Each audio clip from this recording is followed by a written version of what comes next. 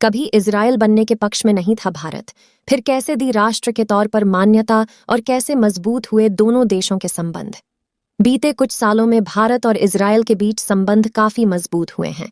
लेकिन क्या आपको पता है कि एक समय ऐसा भी था जब भारत के प्रधानमंत्री जवाहरलाल नेहरू इजरायल बनने के पक्ष में नहीं थे। जानिए इजरायल के बनने से लेकर अब तक की खास बातें। इजरायल और फिलिस्तीन के चरमपंथी इस्लामिक संगठन हमास के बीच युद्ध चल रहा है। इस युद्ध के चलते हजारों लोगों की मौत हो चुकी है। युद्ध के इन हालातों America, Britain, France, Italy, Germany जैसे देशों के अलावा भारत भी इजरायल के साथ खड़ा हुआ है। बीते कुछ सालों में भारत और इजरायल के बीच संबंध काफी मजबूत हुए हैं।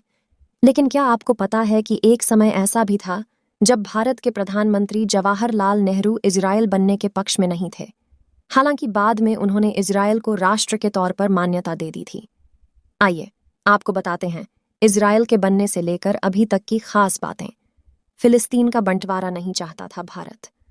14 मई 1948 को इजरायल को आज़ादी मिली थी। आज़ादी के बाद संयुक्त राष्ट्र संघ में इजरायल और फिलिस्तीन दो देश बनाने का प्रस्ताव पेश हुआ। इसके पीछे तर्क दिया गया कि फिलिस्तीनी अरबों के साथ यहूदी लोगों का भी देश होना चाहिए।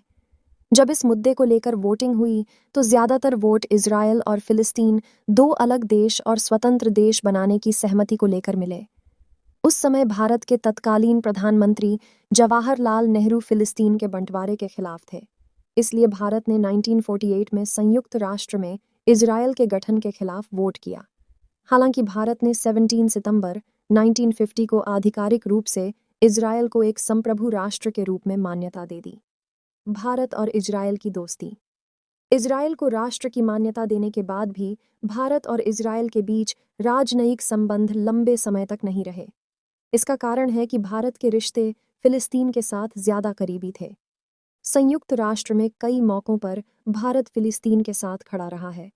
लेकिन जब 1962 में भारत चीन से युद्ध लड़ रहा था, उस समय इजरायल ने भारत को मदद की पेशकश की। इजरायल ने भारत को मोर्टार रोधी उपकरण दिए थे। इसके अलावा 1965 और 1971 में पाकिस्तान के खिलाफ युद्ध में भी भारत को अरब देशों का साथ नहीं मिला, जबकि भारत उनके करीबियों में था। लेकिन उस मई इजरायल ने भारत को सैन्य साजो सामान उपलब्ध कराए। हालांकि इसके बाद भी दोनों देशों के बीच राजनीतिक संबंध शुरू नहीं हो सके। एनडीए के कार्यकाल में बढ़ी दोस्ती।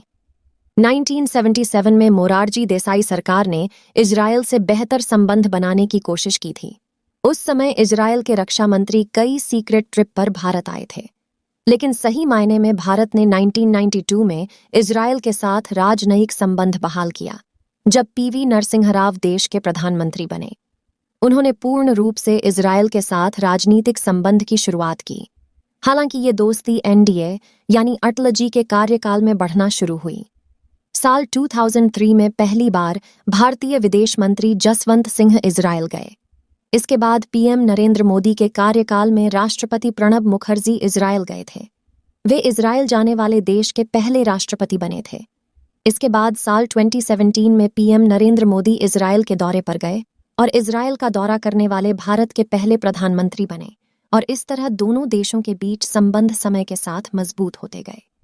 फिलिस्तीन के बंटवारे और भारत के बंटवारे में भी समानता। फिलिस्तीन के बंटवारे के इतिहास को अगर आप देखें तो 1948 में फिलिस्तीन के दो टुकड़े हुए और एक नया देश इजरायल बना था। उससे एक साल पहले 1947 में भारत का बंटवारा हुआ था और पाकिस्तान बना था।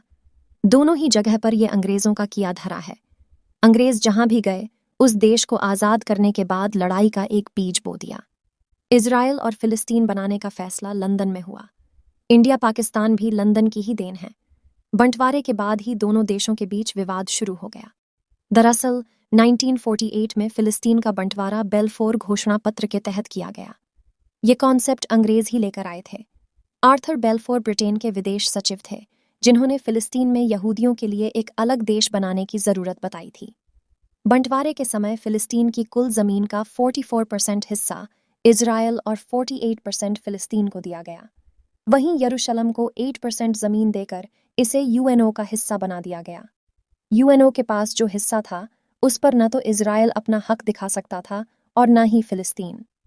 अरब देश इससे नाराज हो गए।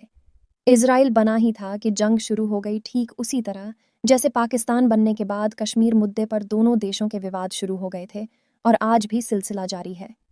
इजराइल के बनने के साथ ही उस पर अरब देशों ने हमला बोल दिया। लेकिन इजराइल ने जंग जीत ली क्योंकि ये उसके अस्तित्व का सवाल था। यरूशलेम को लेकर क्या है विवाद? भारत और पाकिस्तान के बीच कश्मीर को लेकर जो विवाद है वो तो आप जानते हैं, लेकिन यरूशलेम को लेकर क्या विवाद है वो नहीं जानते होंगे। दरअसल ये शहर 3 धर्मों की आस्था का केंद्र है, ईसाई, मुस्लिम और यहूदी। ईसाई मानते हैं कि यरूशलेम ही बैथलेहम है जहां ईसा मसीह का जन्म हुआ। यहूदी मानते हैं कि यहीं से उनके धर्म की शुरुआत हुई और मुस्लिम मानते हैं कि उनकी तीसरी सबसे पवित्र मस्जिद अल अक्सा यहीं है। 48% से 12% जमीन पर सिमट गया फिलिस्तीन। बंटवारे के समय फिलिस्तीन को 48% जमीन दी गई थी, लेकिन फिलिस्तीन उसे भी संभाल नहीं पाया। इजराइल अपनी ताकत की दम पर कब्जा जमाता चला गया।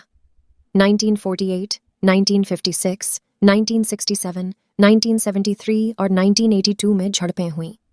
हर बार इजराइल फिलिस्तीन पर भारी पड़ा और फिलिस्तीन की जमीन पर कब्जा करता चला गया। आज फिलिस्तीन मात्र 12% जमीन पर सिमट गया। अब फिलिस्तीन अपनी जमीन इजराइल से वापस चाहता है, लेकिन इजराइल ने जंग जीतकर जमीन को हासिल किया है, इसलिए वो जमीन वापस नहीं करेगा। आज फिलिस्तीन का बचा हुआ जमीन का हिस्सा भी 2 टुकड़ों में बंट चुका है, पहला वेस्ट बैंक और दूसरा गाजा पट्टी। वेस्ट बैंक में रहने वाले समस्या का शांतिपूर्ण हल चाहते हैं, वहीं गाजा पर हमास का कब्जा है। वो जंग के जरिए जमीन पर कब्जा जमाना चाहता है।